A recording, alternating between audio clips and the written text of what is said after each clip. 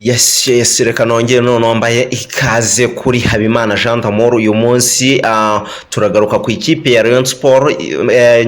Ntaragera aho ngera, mumanze mukore subscribe, uko subscribe zanyu ni ingenzi, mutange share ndetse na comment zanyu ni ingenzi cyane, kutubwira aho bipfira, kutubwira ikibura, kutubwira icyo tugomba kongeramo ndetse no kutwungura ibitekerezo mu bikorwa bigiye bitandukanye. Yes, nitwa Habimana Jean d'Amour. Rero mureke tubane. Rayon Sport yagaruye icyizere mu bafana, ibona amanota 3.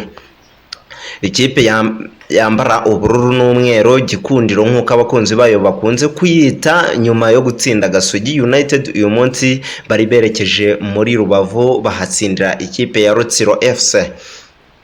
Ni mu mukino wakinwe kuri uyu wa gatandatu tariki 28 Nzeri 2024 saa 9 kuri stade Umuganda mu karere ka Rubavu. Umukino watangiye ubona ikipe ya Rayon Sport iri hejuru, ndetse ku munota wa 5 yari ibonye igitego habura gato ku mupira wazamukanwe na Neza ndetse na Azizi Basen acenga yinjira mu rubuga rw'amahina agiye kurekura ishoti biranga. Myugariro w'ikipe ya Rutsiro FC arishyira muri corner. Ikipe ya Rutsiro FC yariri imbere y'abafana bayo, nayo ntabwo yiburiraga kuko yabonaga uburyo imbere y'izamu nkaho niyo nzima Olivier Seff yatakaje umupira wifatirwa na Mumbele Jeremy, aho yashoboraga kuwubyaza umusaruro akaba yatsinda igitego ariko biranga. Umukino wakomeje ubona Murera ikora itandukaniro bijyanye nuko hariyo yihariraga umupira cyane ikanarema uburyo bwinshi imbere y'izamu. Ku munota wa 40 myugariro wa Rayon Sport Nsabimana Aimable yaje kuva mu kibuga bitewe n'ikibazo cy'imvune yari yagize, asimburwa na Yusuf Diane. Igice cya mbere cyarangiye amakipe yose anganya ubusa ku busa. Igice cya kabiri cyatangiye Robertino utoza Rayon Sport akora impinduka mu kibuga, havamo Niyonzima Olivier Seff utari wigize igice cya mbere kiza hajyamo Kanamugire Roger.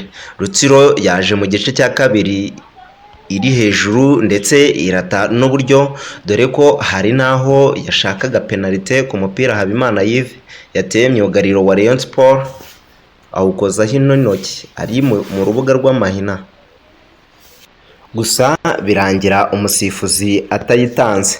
Bidatinze ku munota wa 50 Rayon Sport yahise itanga ikosora, ifungura amazamu ku gitego cyatsinzwe na Iraguha Haji ku ishoti riremereye cyane yarekuriye hanze y'urubuga rw'amahina, ahawe umupira na Muhire Kevin.